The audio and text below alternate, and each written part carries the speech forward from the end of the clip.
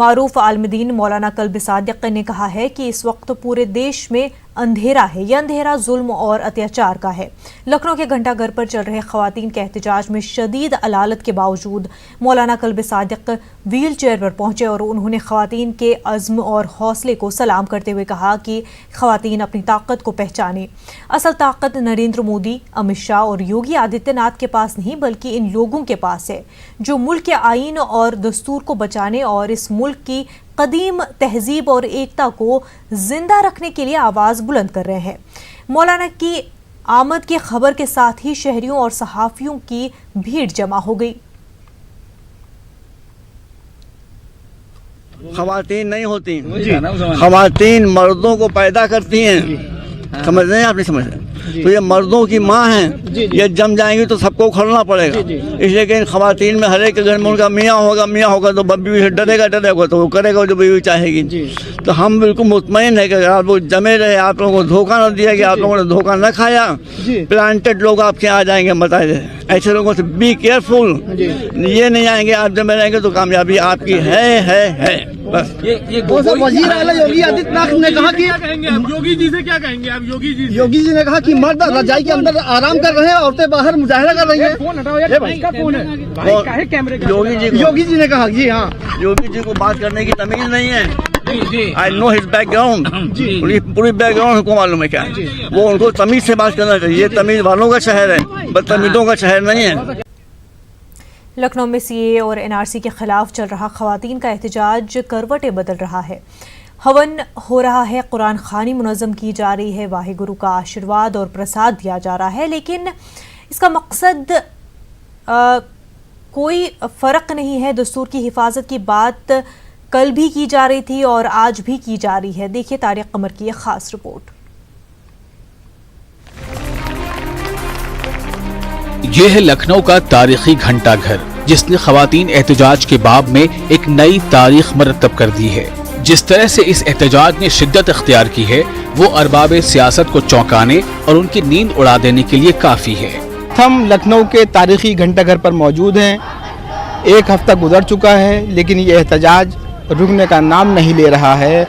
इस एहतजाज की शक्लें बदलती जा रही हैं। मैं बता दूं आपको कि आज यहाँ पर कुरान मजीद पढ़ने का एहतमाम किया जा रहा है, दुआओं का एहतमाम किया जा रहा है। मैं दिखाता हूँ कि इस एहतजाज ने किस अंदाज से करवट बदली है और क्या सिमत और रफ्तार है। मैं अपने कैमरा पर्सन सरजीत से गुजारिश करूँगा कि वो दिखाएँ कि एहतजाज की मौजूदा शक्ल क्या है।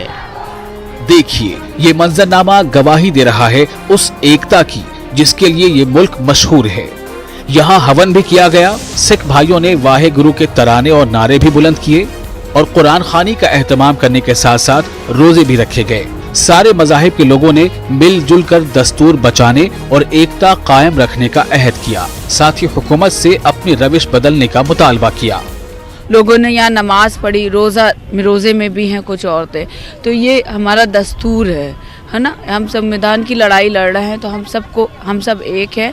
इसमें एक कम्युनिटी नहीं है, सब भाई हैं और सबको फिक्र है अपनी संविधान बचाने की। यही है हम लोग का भी निवेदन, जो ये सब मुसलमान बहनें कह रही कि एनआरसी को नहीं लाना चाहिए।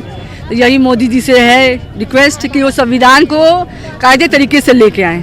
संविधान को इस तरीके ना लाए कि एक को टारगेट किया जा रहा है, तो ऐसा ना करें। इस रजिस्टर बनाओ ना, आप रजिस्टर बनाना चाहते हैं, बहुत इच्छा आपकी है। बेरोजगारी के ऊपर रजिस्टर बनाइए। लोगों के कितने स्कूल शिक्षा प्राप्त नहीं कर पा रहे, उनके ऊपर बनाइए। कितने देश में रात को लोग भूखे सो जाते हैं, नौजवान हमारी आत्महत्याएं कर रहे हैं, उन पर रजिस्टर बनाइए। नीयत आप अच्छी रखिए, अच्छी नीयत से इसको लेके आइए। सब लोग, एक एक नागरिक इसको इस्तकबाल करेगा और आपको सलाम करेगा और सब आपको वोट डालेंगे। लोग कहते हैं कि जो लोग इस एहतजाज को मजहबी रंग देना चाहते हैं वो नाकाम हो जाएंगे, क्योंकि ये आवाज किसी मखसूस तबके के लोगों की नहीं बल्कि मुल्क से मोहब्बत करने वाले लोगों की है। न्यूज़ 18 उर्दू के लिए लखनऊ से तारिक कमर की रिपोर्ट। कांग्रेस के सीनियर लीडर राशिद अल्वी का कहना है कि सीएए की हिमायत बीजेपी के लोग कर रहे हैं। उन्होंने योगी आदित्यनाथ के बयान पर सवाल किया कि योगी जी ने कितने घरों का जाकर सर्वे किया है। राशिद अल्वी से बात की हमारे नुमाइंदा प्रीति ने। योगी जी ने एक बयान दिया, उन्होंने कहा है कि सीए को लेकर जो महिलाएं हैं वो सड़कों पर हैं और पुरुष रजाई में। उस पर आप क्या कहें? मुझे नहीं मालूम योगी जी कितने घरों में झांकने गए हैं कि लोग लिहाफों में और रज़ाइयों में सो रहे हैं? ये तो योगी जी बताएंगे कि उन्हें कैसे पता चला है। लेकिन जो लोग 3 तलाक में महिलाओं के साथ खड़े थे, आज वो महिलाओं के खिलाफ कैसे हो गए? वो तो बड़े हमदर्द थे महिलाओं के, लेकिन आज वो अपने हक के लिए आवाज़ बुलंद कर रही हैं। तो योगी जी को और बीजेपी की सरकार को परेशानी हो रही है। मैं उनके इस बयान की निंदा करता हूँ। सीए पे जिस तरीके से जो बयानबाजियां हैं और जिस तरीके से प्रदर्शन है वो तेज होता जा रहा है, कहीं थमने का नाम नहीं ले रहा है। अगर हम बांग्लादेश की बात करें, बंगाल की बात करें तो वहाँ पर जो सीए के सपोर्ट में जो छात्र प्रदर्शन कर रहे थे, उनके लिए उनका पानी जो है वो बंद कर दिया गया है ममता सरकार ने। उसको किस तरीके से आप देखते हैं? देखिए, पूरे देश के अंदर इसको लेके एजिटेशन हो रहा है, लेकिन वो सपोर्ट में केरला असेंबली के अंदर रेजोल्यूशन पास हुआ है, पंजाब के अंदर पास हुआ है, राजस्थान में होने वाला है। प्रांतीय सरकारें इनकार कर रही हैं कि हम इसको बर्दाश्त नहीं करेंगे, हम इसको लागू नहीं करेंगे। लेकिन सरकार क्यों नहीं सुन रही है? सपोर्ट में लोग थे, जो लोग सपोर्ट में आ रहे हैं, भारतीय जनता पार्टी सरकार काउंटर करने के लिए उन लोगों को सपोर्ट में भेज रही है। वो तमाम लोग आरएसएस और बीजेपी के लोग हैं, जो लोग इसको काउंटर करना चाहते हैं। लेकिन बंगाल में बीजेपी के नेता इसकी मुखालफत कर रहे हैं, आसाम के अंदर बीजेपी के नेता इसकी मुखालफत कर रहे हैं। अम्बेडकर के ग्रैंडसन ने कहा है कि अगर आप इसे लागू करेंगे मैं बीजेपी छोड़ दूंगा। क्या भारतीय जनता पार्टी के नेताओं के कान नहीं हैं? क्या प्रधानमंत्री सिर्फ देश के एक हिस्से के प्रधानमंत्री हैं? के लिए कैमरा पर्सन गौरव सक्सेना के साथ प्रीति श्रीवास्तव, न्यूज़ 18 दिल्ली। लखनऊ यूनिवर्सिटी में जल्द ही सीएए पर एक कोर्स शुरू किया जाएगा। इंतजामिया का कहना है कि तलबा इस सिलसिले में खातिर ख्वाह जानकारी दी जाएगी। समकालीन भारतीय राजनीति में जो विभिन्न मुद्दे इस समय चर्चा में हैं, उनमें से जो सबसे महत्वपूर्ण है वो आज सीएए का मुद्दा है। एनआरसी, एनपीआर सभी पर बात हो रही है, तो उस पर हम चाहते हैं कि विशुद्ध अकादमिक रूप से चर्चा हो, पठन पाठन हो, और ये विषय नागरिकता कानून से जुड़ा हुआ है, जो कि नागरिकता कानून पहले से है, कोई नया नागरिकता कानून नहीं आया है, उसमें संशोधन हुआ है। तो ये संशोधन के कारण क्या थे, संशोधन क्या है, संशोधन किस उद्देश्य से किया गया है, संशोधन के क्या प्रभाव पड़ सकते हैं व्यापक घरेलू नीति पर, अंतर्राष्ट्रीय हमारी जो अपनी विदेश नीति है उसके ऊपर। ये बहुत सारे आयाम हैं जिस पर हम चाहेंगे कि हमारे विद्यार्थियों को कुछ दिशा मिले।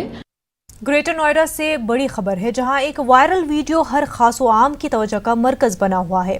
ग्रेटर नोएडा के महागन सोसाइटी के 20 मिनट में चलती फिरती सीढ़ी देखने को मिली है, जिसके बाद अफवाहों का बाजार गर्म हुआ है। कोई इसे भूत प्रेत तो कोई इसे जादू बता रहा है। वीडियो शूट करने के दौरान कोई भी इस सीढ़ी के पास जाने की हिम्मत नहीं जुटा पा रहा है। ग्रेटर नोएडा के बसरखर थाने के महारंगन सोसाइटी का ये वीडियो है, जो सोशल मीडिया पर तेजी से वायरल हो रहा है।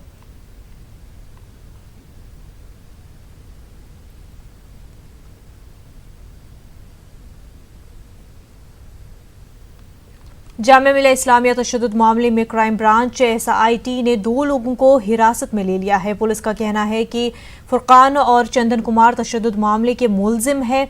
इस मामले में अमानतुल्लाह खान ने पुलिस पर जानिबदारी का इल्ज़ाम लगाते हुए गिरफ्तारी के खिलाफ एहतजाज दर्ज कराया है। 16 दिसंबर को जामिया न्यू फ्रेंड्स कॉलोनी में बसों पर पथराव हुआ था।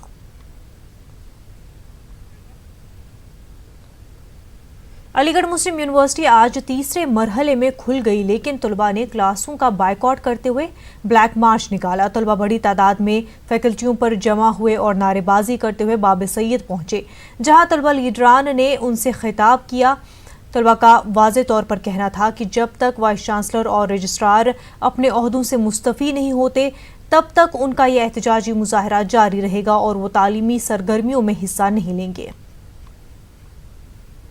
देखिए, ये वो कौम है कि अपने देश के लिए, अपने चीज़ों के लिए जब वो आती है लड़ने के लिए, तो वो किसी से भी लड़ जाती है, किसी से भी कुछ भी करने के लिए तैयार होती है। आपको एक आदमी का नाम देता हूँ, वीर अब्दुल हमीद। पाकिस्तान के 22 टैंकरों को तबाह कर दिया था अकेले आदमी ने। अरे मोदी जी, अमित शाह जी, योगी आदित्यनाथ जी और जो ऐसे लोग बयान देने वाले लोग हैं, कभी मोहब्बत दिखा करके अपना बना करके तो देखिए। पाकिस्तान तो क्या, दुनिया का कोई भी मुल्क अगर आपकी तरफ निगाह उठा करके देख लेगा तो ये मुसलमान कौम अपने खुद ही गर्दन कटाने के लिए तैयार हो जाएगी। ये देखिए, एक वीडियो उसमें वायरल हुआ था जिसके अंदर फैजुल हसन के द्वारा जो है एक स्टेटमेंट दिया जा रहा था। उसी के ऊपर जो है कुछ लोगों ने आपत्ति दर्ज कराई थी और वीडियो जो है हमने जांच के लिए भेजा था। और वीडियो जो है उसमें जो हमने देखा है उसके अंदर फिर मुकदमा हमने 153A के तहत में, IPC के तहत में जो है मुकदमा सिविल लाइन थाने में दर्ज कराया है और इसमें अग्रिम कार्रवाई हम लोग करेंगे। अलीगढ़ मुस्लिम यूनिवर्सिटी में चल रहे धरने पर तलबा ने आज नमाज जुमा अदा की। इस मौके पर खासी तादाद में तलबा मौजूद रहे। बाद नमाज जुमा हुकूमत हिंद और वाइस चांसलर अलीगढ़ मुस्लिम यूनिवर्सिटी की अक्ल सलीम और शहर तरमीम कानून की लड़ाई लड़ते हुए जाँ बहक हुए अफराद के लिए दुआ की गई। वहीं मुल्क में अमन व अमान कायम की दुआएं भी मांगी गई। आज जुमा का दिन था, 40वां दिन था। 40 दिन के बाद, चूँकि हमारे यहाँ एक जब मौत होती है तो 40 दिन के बाद एक 40वां मनाया जाता है। ख़ास करके इस्लाम में कुछ लोगों में मनाया जाता है। तो उसमें एक पर्टिकुलर दुआ भी हुए देश में अमन शांति के लिए, और जिन लोगों ने नफ़रत बोया है उनके दिमाग को सही कराने के लिए, जिन लोगों ने यह तय कर लिया फ़िरौन और हामान की तरह इस देश को बर्बाद करने के लिए, तो उनको अल्लाह से दुआ किया कि उनको बर्बाद ज़रूर कर दे जो हमारे देश को तोड़ना चाहते हैं। और जो लोग नफ़रत बोना चाहते हैं उनको या तो बुद्धि दे दे, उनको अकल दे दे, वरना उनको बर्बाद कर दे। Jawaharlal Nehru medical college AMU के तलबा ने आज बाब सैयद पर एक नुक्कड़ नाटक पेश किया जिसमें उन्होंने हुकूमत की गलत पॉलिसियों और उससे मुतासर हो रहे अफराद की दास्तां बयान की। नुक्कड़ नाटक में तलबा ने शहर तरमीमी कानून के खिलाफ एहतजाज करने वालों पर पुलिस बर्बरियत और दीगर मसाइल पर भी खूबसूरती से दिखाया। छलनी लगाई, NRC से पहले इन्हें CA की छलनी लगाई। खबर जो पहुंची AMU में हमने फिर आवाज उठाई। खबर जो पहुंची नौकानो जामिया भी साथ में आई। सुनो सुनो भाई सुनो, दुनिया में पुलिस घुसाई इंतजामिया ने AMU में। AMU के बाब सैयद पर हमने एक नुक्कड़ नाटक किया था जिसके ऊपर बेसिक आइडिया हमारा यही था कि जो भी पिछले 2 महीने से जो चली आ रही हैं एक्टिविटीज़, उनको हमने एक सिक्वेंशियल ऑर्डर में दिखाया था।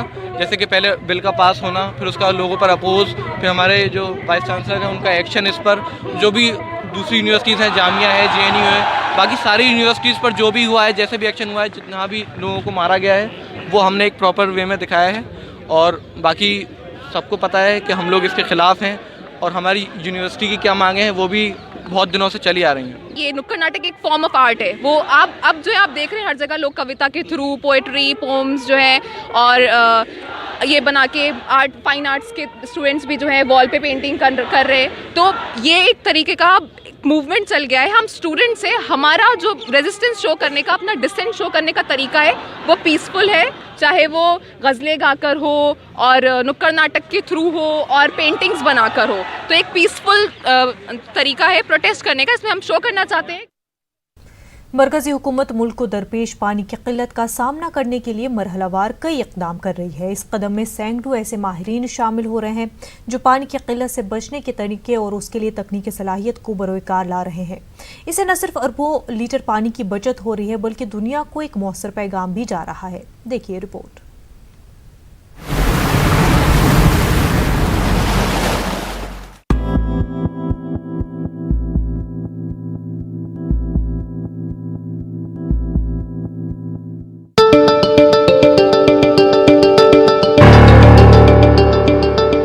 ऑल्टर्ड कंपनी बेसिकली एक स्वीडिश कंपनी है जो वाटर सेविंग के लिए मैकेनिज्म्स डेवलप करती है। प्रोफेसर काज मैकॉस ऑल्टर्ड नॉजल के इनोवेटर हैं और ऑल्टर्ड कंपनी के को-फाउंडर भी हैं। तो जो एटमाइजेशन टेक्निक है वो हर एक बूंद को हज़ारों बूंदों में ब्रेक कर देती है और जो बूंद का सरफेस एरिया है उसे इंक्रीज करके हमें पानी जो है एफिशिएंटली यूज़ करने का एक मौका देती है।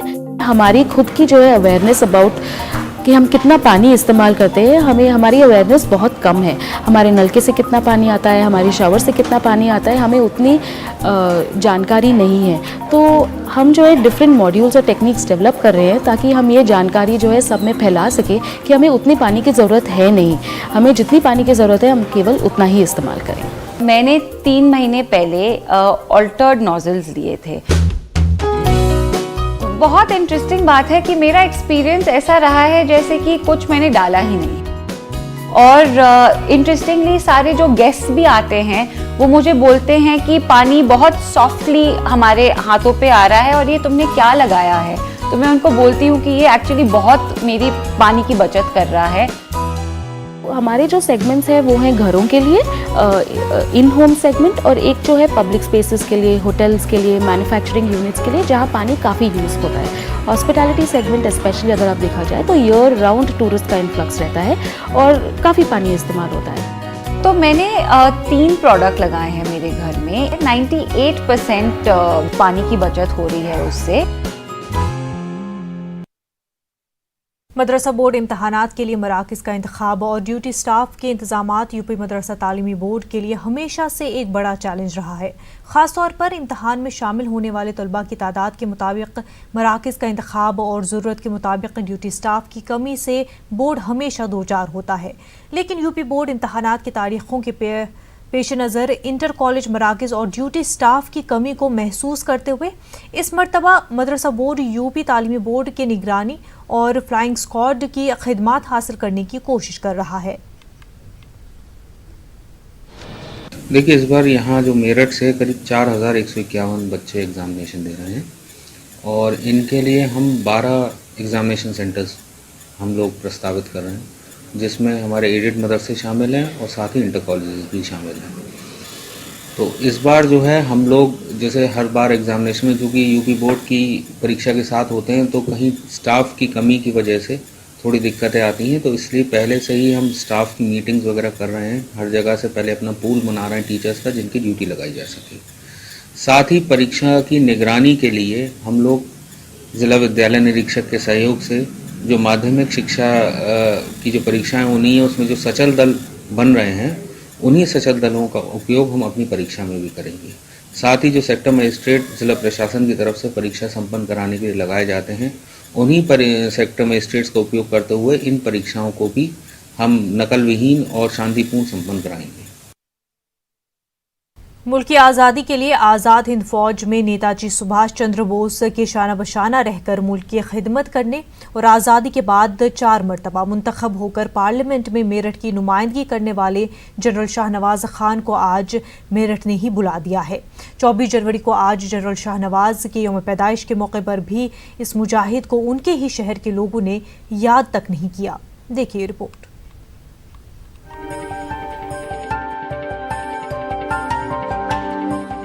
अंग्रेज हुकूमत का झंडा उतारकर लाल किले पर पहला तिरंगा फहराने वाले शाहनवाज खान की मुल्क के आज़ादी के लिए कुर्बानियां तारीख के सफ़हात में सुनहरे हरूफ से दर्ज हैं। लेकिन अफसोस की बात यह है कि इन सफ़हात को उलटकर इस मुजाहिद आज़ादी की कुर्बानियों और खिदमात को याद करने की फुर्सत किसी को नहीं।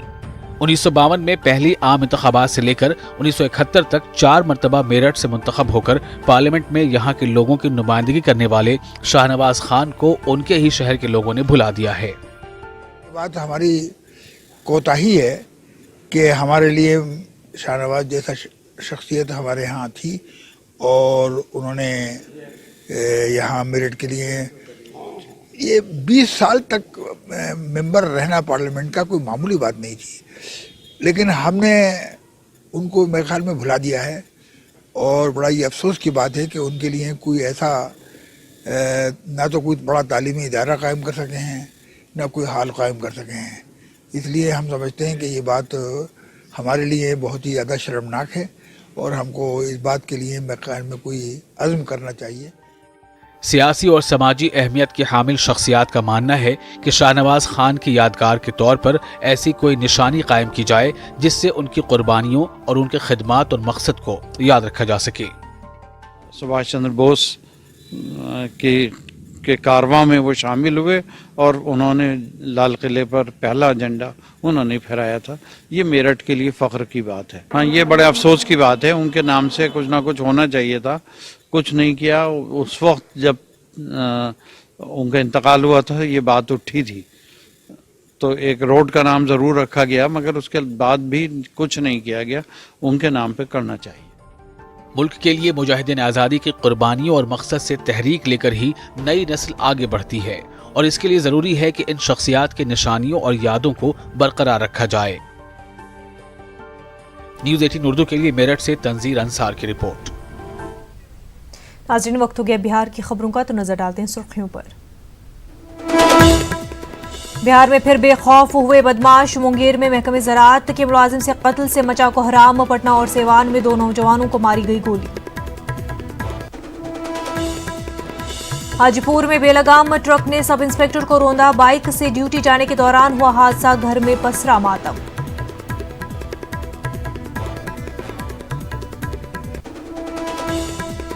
बिहार की सियासत में फिर पोस्टर पॉलिटिक्स। आरजेडी के जवाब में एडीयू ने फिर जारी किया पोस्टर। लालू के हाथ में थमाया जुर्म की दास्तान।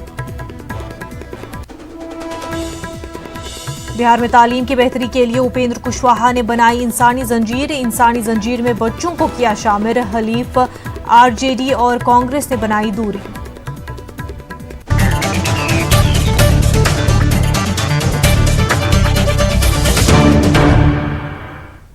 तालीम और रोजगार के मसाइल को मुद्दा बनाकर आरएलएसपी ने पटना में इंसानी जंजीर बनाई। आरएलएसपी सरबराह उपेंद्र कुशवाहा ने इंसानी जंजीर का नारा दिया है, हमें चाहिए तालीम और रोजगार, इसलिए इंसानी कदार। उपेंद्र कुशवाहा ने कहा कि इंसानी जंजीर के जरिए रियासती हुकूमत से किसी भी तरह की मांग नहीं की गई है। उन्होंने कहा कि जो तालीम की बात करेगा वही रियासत में हुक्मरानी करेगा।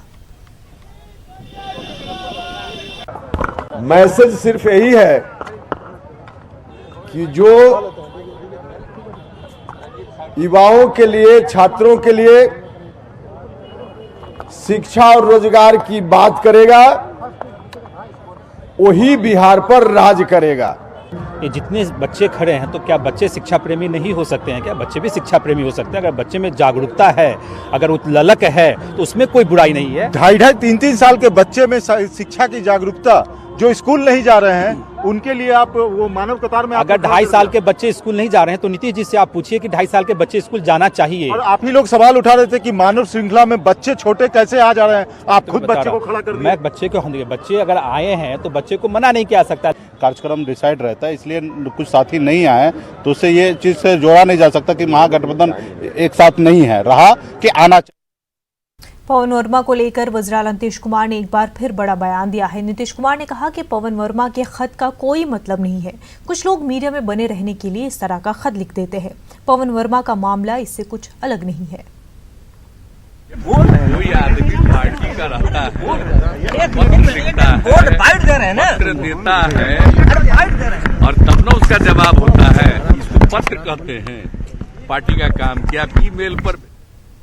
हाजीपुर में बेलगाम ट्रक ने बाइक से जा रहे दरोगा को कुचल दिया, जिसकी वजह से उनकी मौके पर मौत हो गई। ये वाकया धर्म चौक के पास पेश आया। बताया जा रहा है कि पातेपुर थाने में एसआई के ओहदे पर फाइज शंभू शरण सिंह बाइक से ड्यूटी पर जा रहे थे। इसी दौरान तेज रफ्तार ट्रक ने उनकी बाइक को जोरदार टक्कर मार दी। शंभू शरण सिंह सेवान के रहने वाले थे। पुलिस ने कार्रवाई करते हुए ड्राइवर को गिरफ्तार कर लिया है और ट्रक को जब्त कर लिया गया है।